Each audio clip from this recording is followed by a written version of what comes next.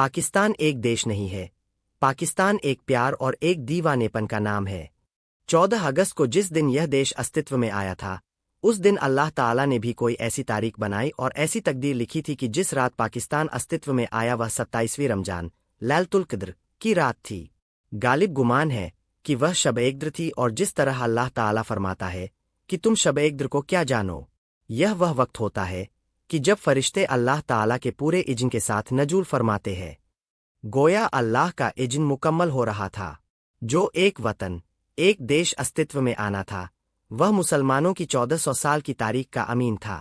27ویں رمضان کی رات کے 12:01 پر ریڈیو سے پہلی دفعہ یہ آواز گونجی، بسم اللہ الرحمن الرحیم، مبارک ہو، پاکستان وجود میں آ گیا۔ اس وقت لاکھوں مسلمان اسے سننے سے پہلے کر چکے تھے۔ یہ ہماری تاریخ کا ایک انتہائی سحرانگیز اور رومانٹک دور تھا۔ پاکستان ہماری ایک ایسی رومانی داستان تھی جس کی تکمیل کے لیے کم از کم 40 لاکھ مسلمانوں نے اپنی جانوں کا نذرانہ پیش کیا۔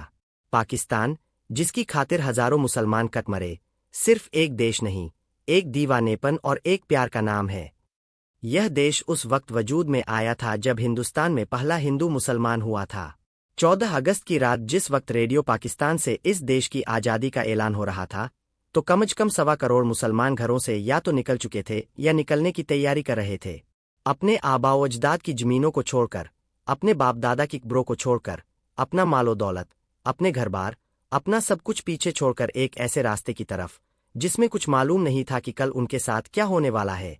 صرف ایک دیوانے پن تھا، ایک دیوانگی تھی۔ جو 2 خواب علامہ اقبال نے دیکھے تھے، ان میں سے پہلے خواب کی تکمیل کا وقت تھا۔ اپنے بڑوں سے پوچھیے گا جنہوں نے یہ وقت دیکھا ہے۔ وہ وقت اتنا جذباتی تھا کہ اس کو بیان کرتے ہوئے آدمی جذباتی ہو جاتا ہے۔ لوگوں کی چیخیں نکل گئیں، ہچکیاں بند گئیں۔ یہ آواز جب ریڈیو پاکستان سے نکلی کہ آپ کو مبارک ہو، آج پاکستان وجود میں آ گیا ہے، 1.25 کروڑ مسلمان گھروں سے نکل چکے تھے۔ پورے ہندوستان میں آگ لگی ہوئی تھی۔ پاکستان کی اور مسلمانوں کی قیادت کو یہ کہا گیا تھا کہ پاکستان نہ بناؤ۔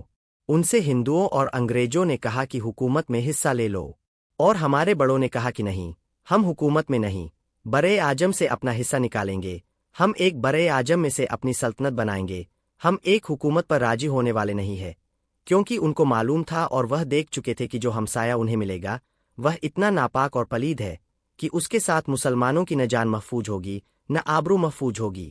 اور اس بات کی گواہی کی یہ فیصلہ انہوں نے بالکل ٹھیک کیا، اور اس بات کی گواہی کی یہ فیصلہ اللہ نے مسلمانوں کی تقدیر میں لکھ دیا تھا، اور اس بات کی گواہی کی اس فیصلے کو عمل پذیر ہونا تھا۔ 27 رمضان کو لیلۃ القدر کی رات فرشتوں کی نگرانی میں شہیدوں کی روحوں کے سائے میں فیصلہ کر دیا گیا تھا کہ مسلمان ہندوؤں کے ساتھ کبھی بھی ایک ریاست میں نہیں رہیں گے، اور اس کے لیے ہمیں جو مرضی قربانی دینی پڑے وہ دیں گے، چاہے 50 لاکھ مسلمان شہید کروانے پڑے یا 2.5 لاکھ اپنی بہنوں اور بیٹیوں کو اغوا کروانا پڑے، ہم اس کی قیمت ادا کریں گے۔ جنہوں نے اس کے لیے قربانیاں دیں، جنہوں نے اس دیش میں جانے کا فیصلہ کیا، انہوں نے یہ نہیں پوچھا کہ ہمیں کیا ملے گا، انہوں نے کوئی ضمانت نہیں مانگی، کوئی تحفظ نہیں مانگا، کسی نے یہ سوال نہیں کیا کہ اپنے آپ کو کس کے لیے اجاڑ رہے ہیں۔ آئیے ہم آپ کو تاریخ بتائے کہ یہ پاکستان بنا کس طرح تھا۔ 1 لاکھ مسلمانوں کے قافلے گھر سے نکلتے تھے اور صرف 1000 پاکستان پہنچتے تھے۔ مشرقی پنجاب کے 70,000 مربع میل کے علاقے میں ایک بھی مسلمان زندہ نہیں بچا۔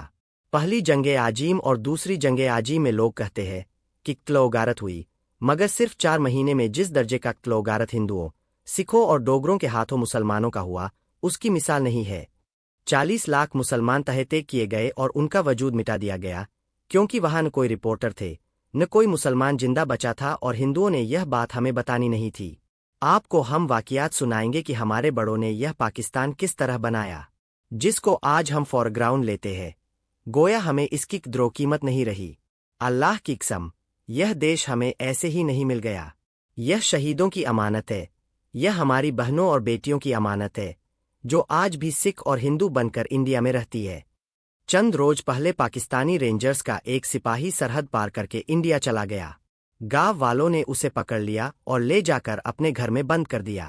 وہ یہ سمجھ رہے تھے کہ یہ اسمگلر ہے۔ رات کے وقت ایک بوڑھی خاتون آئیں جو سکھ تھیں، اس نے بڑے پیارے سے ڈانٹ کر کہا کہ پاکستان ہم نے اس لیے بنایا تھا کہ تم اسمگلنگ کرو۔ وہ سپاہی چونکا اور کہا، اماں، پہلے تو میں اسمگلر نہیں ہوں، سپاہی ہوں۔ اور دوسری بات یہ کہ پاکستان آپ نے کب بنایا تھا؟ وہ بڑھیا رونے لگی، کہتی ہے بیٹا میں تمہیں سکھ نظر آتی ہوں لیکن میرا نام سکینہ ہے۔ میرا پورا خاندان پاکستان بناتے ہوئے کٹا تھا اور آج بھی میرا دل پاکستان کے ساتھ دھڑکتا ہے۔ جب میرے بچے بیمار ہوتے ہیں تو میں پاکستان کا نام لے کر ان پر دم کرتی ہوں اور اللہ ان کو شفا دے دیتا ہے۔ خبردار، اس پاکستان کو نقصان پہنچانا ورنہ تمہیں میری آہ لگے گی۔ یہ ایک سکینہ ہے، اس طرح کی 2.5 لاکھ ہے جو آج بھی زندہ ہے۔ انہوں نے اپنی جانیں، اپنے خاندان، اپنی عزتیں اور آبروئیں لٹائی تھیں، ایک پیار کی خاطر، ایک دیوانے پن کی خاطر۔ اب یہ کمبخت جو آج کہتے ہیں کہ پاکستان بنانے میں غلطی ہوئی، پاکستان بننا نہیں چاہیے تھا، ہم ہندوؤں کے ساتھ ایک دیش میں رہتے۔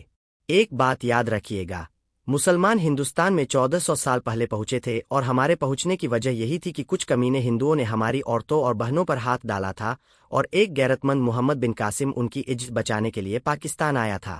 ہمارے دشمنوں کی تاریخ، جہالت اور ان کی خصلت یہی ہے کہ جب انہیں اختیار اور اقتدار ملتا ہے، طاقت ان کے ہاتھ میں آتی ہے تو یہ دنیا میں ابلیس کی شکل میں منور ہوتے ہیں۔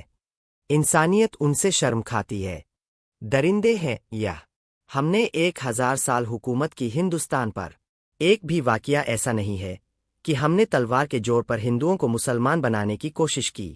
مسلمان جب حکومت کرتے ہیں تو عزت اور غیرت کے ساتھ کرتے ہیں، اعلیٰ جرفی کے ساتھ کرتے ہیں، درگزر اور معافی کے ساتھ کرتے ہیں۔ اور 1 سال نہیں، 2 سال نہیں، 1000 سال کی ہماری حکومت گواہ ہے کہ واللہ اگر ہم تلوار کے زور پر ان کو مسلمان کرتے تو آج ایک بھی ہندو یہاں نہ بچتا، لیکن ہم نے درگزر اور معافی کا معاملہ ان کے ساتھ رکھا۔ ہندو ایک ایسی قوم ہے کہ جو اس قابل نہیں کہ ان کو حکومت دی جائے، کیونکہ یہ اپنے آس پاس رہنے والی ہر قوم کو تہہ تیگ کرتے ہیں، یہ ان کی تاریخ ہے۔ ایک بات اور یاد رکھیے گا کہ پاکستان 2 چیزوں سے مل کر بنتا ہے، ایک پاکستان کا نظریہ ہے اور دوسرا پاکستان کا جغرافیہ ہے۔ پاکستان کا نظریہ اس وقت ہی قائم ہو گیا تھا جیسا کہ قائد اعظم نے فرمایا کہ جب سندھ میں، ہندوستان میں پہلا ہندو مسلمان ہوا تھا، پاکستان اس وقت قائم ہو چکا تھا۔ محمد بن قاسم نے جو ریاست بنائی وہ بھی پاکستان تھا۔ پھر اس پاکستان کا جغرافیہ پھیلتا چلا گیا اور ہم پورے ہندوستان پر غالب ہوئے۔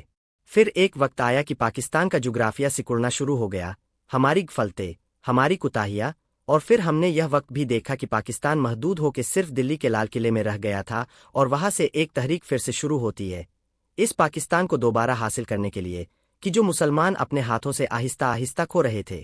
مگر پاکستان کا نظریہ ہمیشہ سے تھا، ہمیشہ رہے گا، اور جب تک اس سرزمین پر ایک بھی مسلمان باقی ہے، پاکستان قائم رہے گا، انشاءاللہ۔ جاری ہے۔